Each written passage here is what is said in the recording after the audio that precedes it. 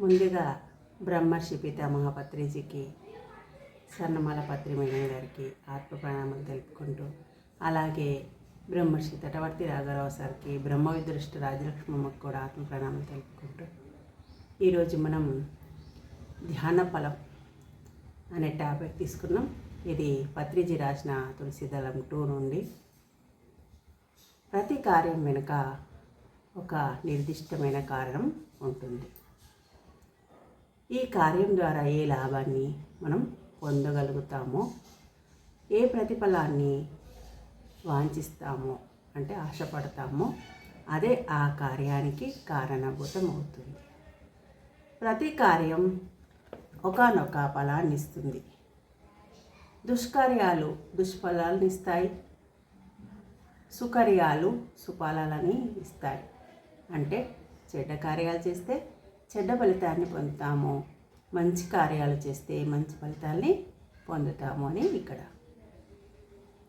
చక్కటి సుగంధ పుష్పాలతో, తీయటి సుమధుర ఫలాలతో విరజిల్లుతూ ఉన్న మన వనం ఎంత చూడముచ్చటగా ఉంటుందో, పుష్పాలతో ఫలాలతో వృక్షాలు తమను తాము అలంకరించుకోవటమే కాకుండా, తమను తాము అర్థవంతం చేసుకోవడమే కాకుండా మిగతా సృష్టినంతటిని అలరింపచేస్తాయి. అలాగే ధ్యాన పుష్పాలతో, ధ్యాన ఫలాలతో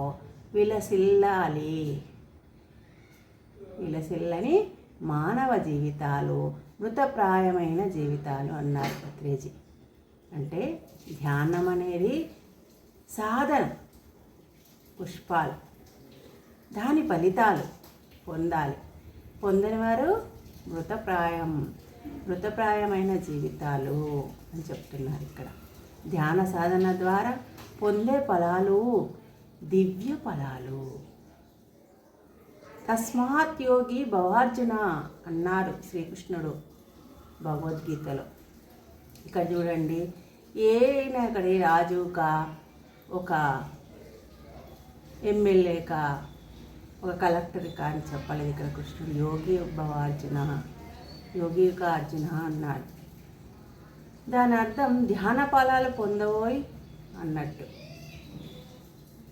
ఇక మనం చేసేదేముంది, వేదవది తప్పేటట్లు లేదు అంటున్నాడు పత్రిజీ. శ్రీకృష్ణ ఆదేశం జవదాటలేం కదా, తప్పదు, శిరసా వహించాల్సిందే. ఆనాపానసతి ధ్యానం చేయవలసిందే. ఆనాపానసతి అంటే శ్వాస మీద ధ్యాస ధ్యానం చేయవలసిందే. దుఃఖరాహిత్యమే, జన్మరాహిత్యమే మనం అందరం కోరుకునే, ఆశించే ధ్యాన ఫలం. ఈ శ్వాస మీద పెట్టి ధ్యానం చేస్తే ఏమవుతుంది, ఆనాపానసతి ధ్యానం చేస్తే ఏమవుతుంది అంటే మనకు జన్మరాహిత్య స్థితి, దుఃఖ నివారణం అవుతుంది. అంటే దుఃఖరాహిత్యం అంటే దుఃఖ నివారణం. ఈ దుఃఖం లేకుంటే, కర్మ లేకుంటే జన్మ లేదు, జన్మ లేకుంటే మనకి దుఃఖం అనేది ఉండదు అని మనకి ఎప్పుడు గురువులు చెప్తూ ఉన్నారు.